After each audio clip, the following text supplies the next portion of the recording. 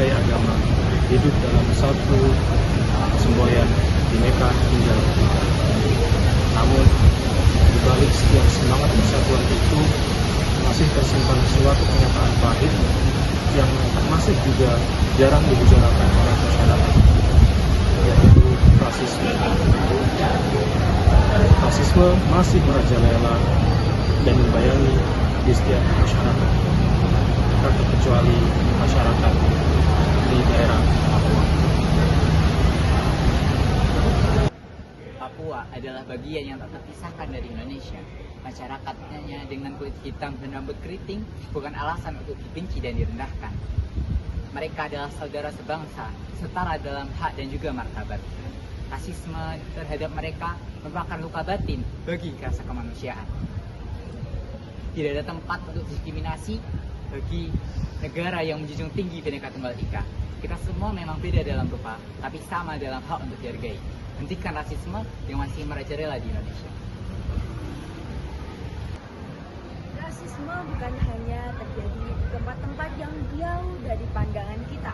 Kadang ia hadir dalam obrolan sehari-hari dan tandaan yang dianggap biasa atau dalam sikap yang tanpa sadar akan menimbulkan diskriminasi. Meski banyak yang menyangkal, namun kenyataannya masyarakat Papua masih sering dipandang berbeda hanya karena warna kulit dan asal daerah. Namun, seberapa sadarkah masyarakat Indonesia tentang hal ini? Apa pandangan mereka terhadap isu rasisme yang terjadi di Indonesia, khususnya terhadap masyarakat Papua? Untuk mengetahui lebih lanjut, kami turun ke jalan dan berbincang langsung terhadap mereka dengan berbagai macam latar belakang. Berikut ini adalah cuplikan wawancara kami bersama masyarakat umum dan mahasiswa, pandangan mereka terhadap rasisme yang ada di Indonesia. Later.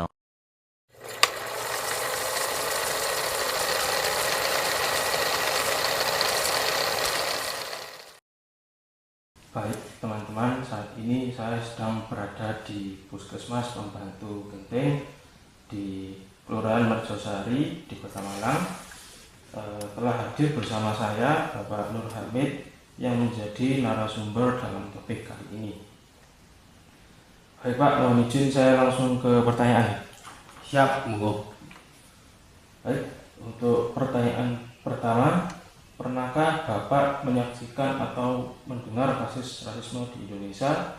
Jika iya, bisa tolong diceritakan dan dalam bentuk apa?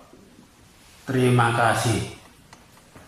Saya sering sekali melihat kasus seperti itu, khususnya pada mahasiswa-mahasiswa sekarang.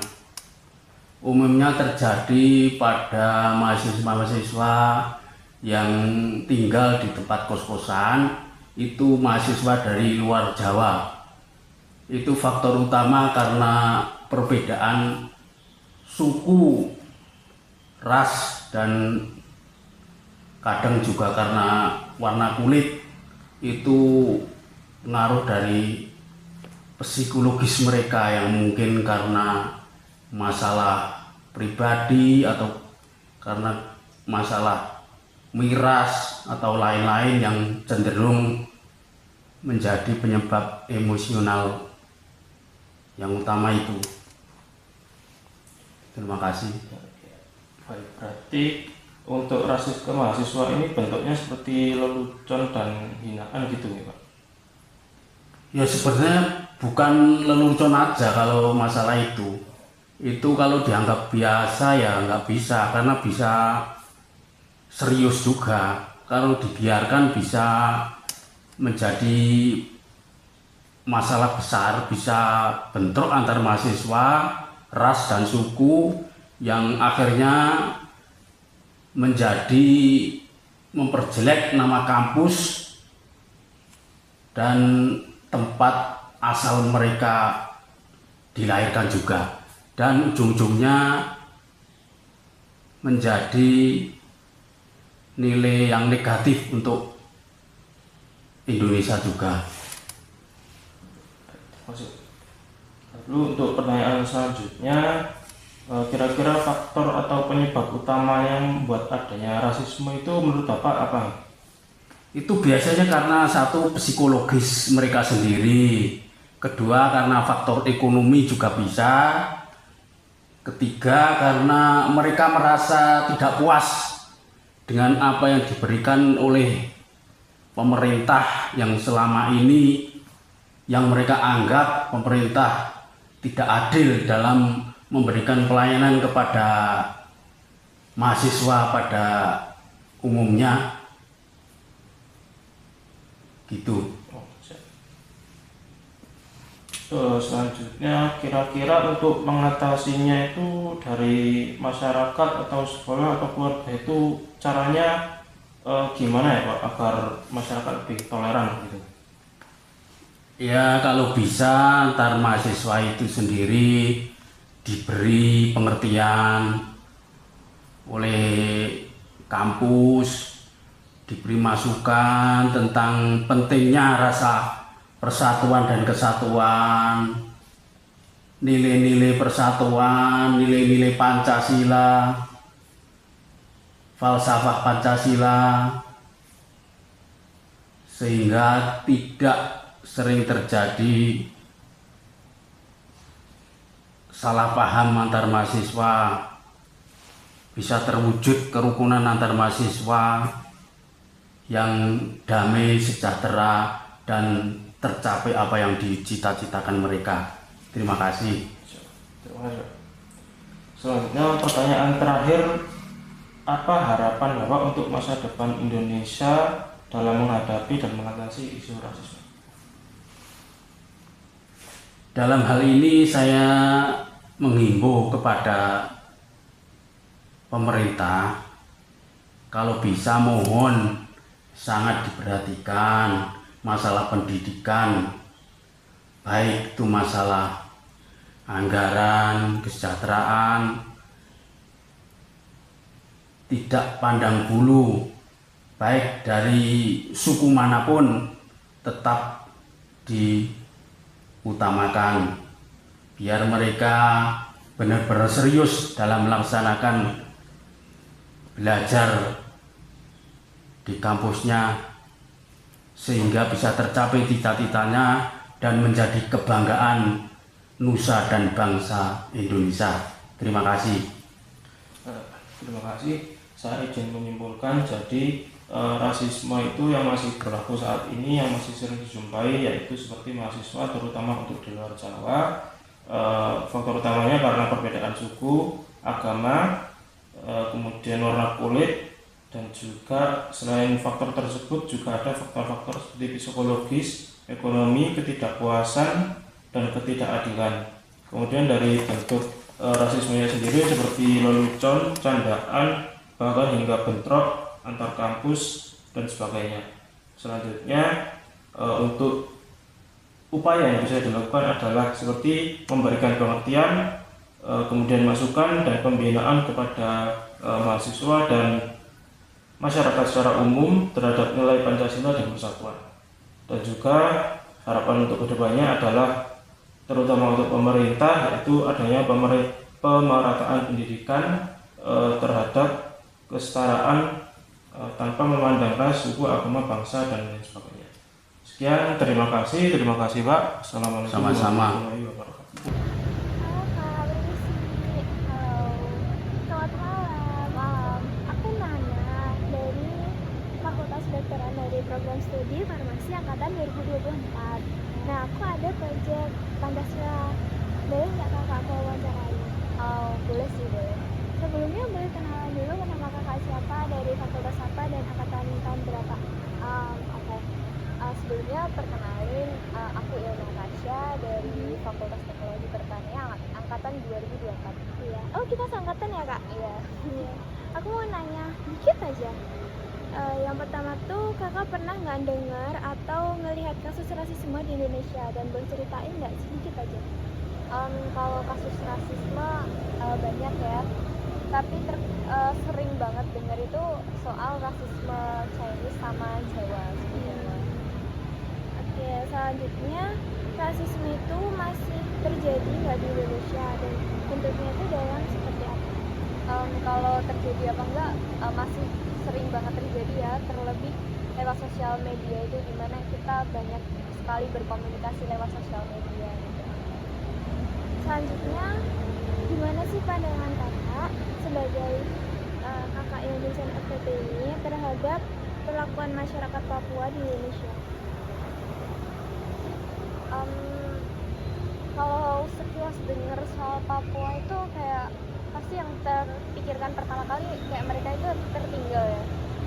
Jadi kayak gimana ya, perlakuan ke Papua menurut aku kurang sih, kayak mungkin karena mereka dianggap tertinggal dan dianggap kayak terbelakang ya, jadi kayak kita perspektifnya kayak buruk gitu ke mereka, karena sebenarnya kita itu nggak tahu aja mereka itu gimana, jadi kayak kita cenderung untuk berpikiran negatif. Oke, buat selanjutnya, kakak pernah nggak buat nyaksiin secara langsung seseorang diperlakukan tidak adil karena ras, suku, atau warna kulitnya, dan bagaimana perasaan kakak waktu melihat hal tersebut? Kalau lihat sih pasti pernah ya, dan saat melihat kayak hal seperti itu tuh kayak ikut kesel juga, karena gimana ya, orang itu nggak bisa memilih dia itu lahir di suku mana, di ras mana, dengan warna kulit apa, tinggi atau pendek, mancung atau pesek, itu semua kan kayak anugerah dari Tuhan gitu loh, kita nggak bisa untuk memilih hal tersebut. Jadi kalau ada orang yang diperlakukan buruk karena hal tersebut, itu kita jadi ikut kesal gitu. Kenapa? Padahal itu kita juga nggak bisa memilih. Kalau ditanya pun kayak kita pasti memilih yang terbaik gitu kan. Iya. Oke, buat selanjutnya, menurut kakak apa yang menyebabkan rasisme itu masih ada di masyarakat kita? Yang jelas kurangnya kepekaan kita terhadap perbedaan yang ada, dan kayak perspektif masyarakat yang tetap menganggap lebih ke kayak gini, misal ada standar kecantikan yang orang cantik itu putih sama tinggi, kita bakalan kayak punya mindset bahwa kita itu harus cantik dengan standar putih dan tinggi gitu. Kayak itu stigma masyarakat itu benar-benar mempengaruhi ke pikiran kita. Jadi kayak gimana ya, masyarakat itu juga menentukan bagaimana cara pandang kita gitu. Oke, selanjutnya, menurut kakak, lelucon atau candaan tentang ras atau etnis tertentu itu termasuk bentuk rasisme atau enggak, dan kenapa kok bisa kayak gitu? Di saat candaan seperti itu bisa dikatakan rasisme ketika orang yang ditujukan itu dia merasakan sebagai korban. Namun apabila memang sebagai candaan dan itu memang sudah dapat diterima sama orang yang ditujukan, itu nggak bisa sepenuhnya dibilang rasisme, karena kita bisa menganggap itu rasisme atau tidak itu juga tergantung kepada orang yang merasakannya gitu, bukan pada korbannya. Ya. Oke, buat selanjutnya, apa yang seharusnya dilakukan oleh masyarakat buat mengurangi atau bahkan bisa menghilangkan rasisme di Indonesia? Lebih ke tadi sih, kembali ke stigma. Jadi kayak kita harus merubah stigma masyarakat terhadap hal-hal yang nggak seharusnya. Jadi kayak gimana ya, menurut aku yang paling berpengaruh itu stigma masyarakat sih. Kalau stigma masyarakat itu udah baik terhadap rasisme dan pokoknya lebih aware lah soal perbedaan kayak gitu, menurut aku hal-hal seperti rasisme itu nggak bakalan terjadi lagi gitu. Oke, selanjutnya, gimana menurut kakak tuh peran sekolah, keluarga, media dalam membentuk sikap kita terhadap perbedaan sosial? Menurut aku yang paling berpengaruh itu peran dari keluarga ya, karena keluarga itu adalah fondasi awal kita sebelum kita menjelajah dunia luar seperti sekolah, dan rumah itu kayak bakalan yang men-set kita bagaimana kita akan bertindak di luar. Namun juga pergaulan itu juga menentukan bagaimana kita akan hidup juga. Jadi kayak kita di keluarga harus mempunyai fondasi yang kuat dulu. Sebagai warga negara Indonesia, apa yang bisa kakak lakukan untuk menciptakan masyarakat yang lebih toleran dan juga inklusif terhadap rasisme ini? Kayak kalau kita zaman sekarang itu kan apa-apa itu lewat media sosial ya. Menurut aku kita bisa meningkatkan kesadaran warga di Indonesia ini dengan kayak lewat media sosial. Kita kayak membagikan tentang kesadaran tentang rasisme ini. Jadi kayak kita meningkatkan kesadaran masyarakat lewat media sosial gitu. Oke, pertanyaan terakhir ini. Harapan kakak buat masa depan Indonesia terkait dengan isu rasisme.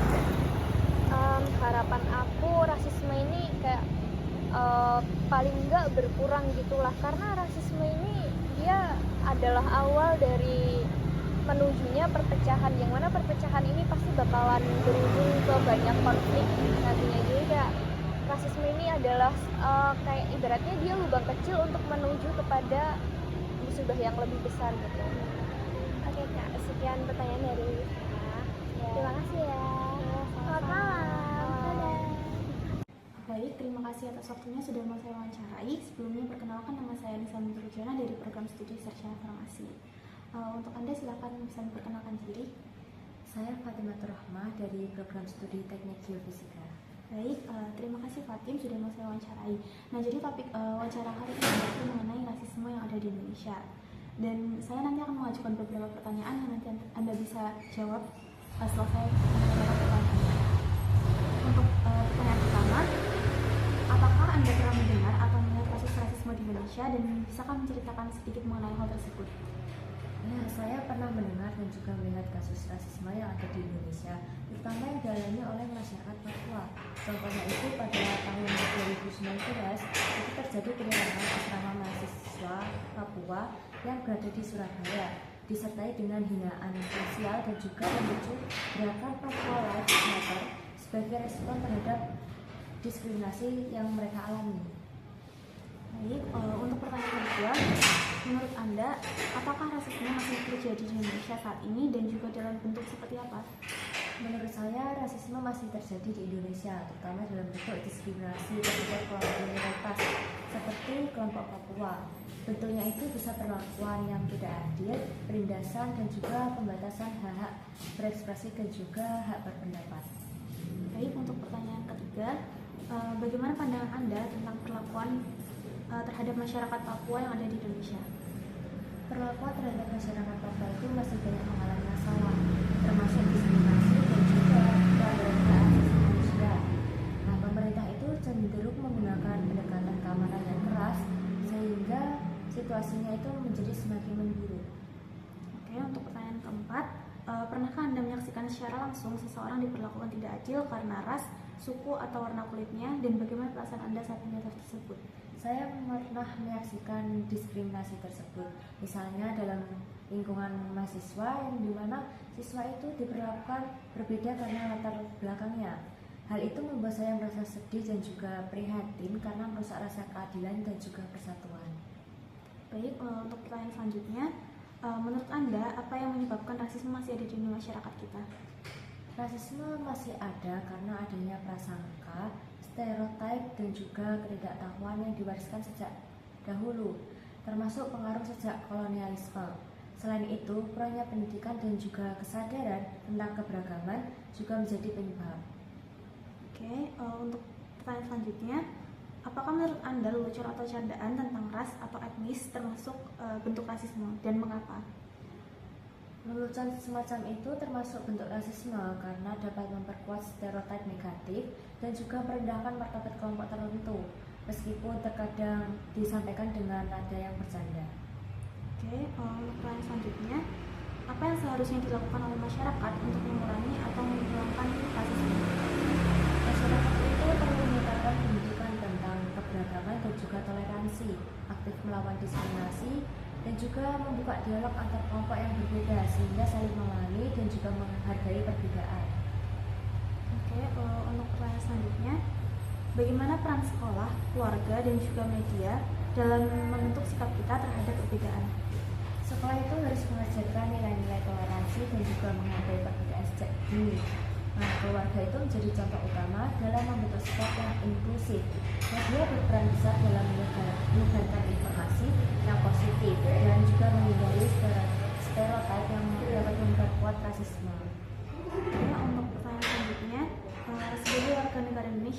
yang bisa Anda lakukan untuk menciptakan masyarakat yang lebih toleran dan juga inklusif? Saya bisa mulai dari diri saya sendiri, di mana saya dapat menghargai perbedaan, menolak segala bentuk diskriminasi, dan juga mengedukasi lingkungan sekitar saya tentang pentingnya persatuan dan juga kesatuan. Oke, dan untuk pertanyaan terakhir, apa harapan Anda untuk masa depan Indonesia terkait dengan isu rasisme? Saya berharap Indonesia ini tuh bisa menjadi negara yang benar-benar inklusif dan juga bebas dari rasisme, di mana semua warga negara diperlakukan dengan adil tanpa memandang ras, suku, dan juga warna kulit, serta pemerintah itu dapat bersama-sama menjaga persatuan dan juga hak asasi manusia. Baik, pertanyaannya sudah saya cukupkan. Terima kasih banyak atas waktunya, Fatim. Sama-sama. Semua kita dengar dan juga suara masyarakat yang telah kami wawancarai dapat garisbawahi bahwa rasisme masih menjadi kenyataan yang pahit di Indonesia dan juga kerap disampingkan dan juga dianggap sepele. Namun, pandangan masyarakat mengenai pentingnya memerangi rasisme sudah mulai tumbuh, namun masih belum mengakar sepenuhnya dalam jiwa dan juga tindakan sehari-hari. Diskriminasi terhadap masyarakat Papua dan masyarakat minoritas lainnya bukan hanya melukai mereka secara individu, namun juga melukai nilai-nilai kebangsaan yang kita junjung bersama. Rasisme bukan masalah dari satu daerah atau satu kelompok tertentu, namun tanggung jawab kita bersama untuk menghapuskannya. Kita semua memiliki peran untuk lebih peka, lebih peduli, dan juga lebih berani bersuara. Karena sejatinya Indonesia tidak hanya mengenai keberagaman saja, namun tentang bagaimana kita bersikap terhadap perbedaan dengan penuh rasa hormat dan juga keadilan. Mari kita mulai dari hal-hal yang kecil, mulai dari cara kita berbicara, bercanda, hingga bersikap. Karena sesungguhnya perubahan besar dimulai dari kesadaran yang sederhana.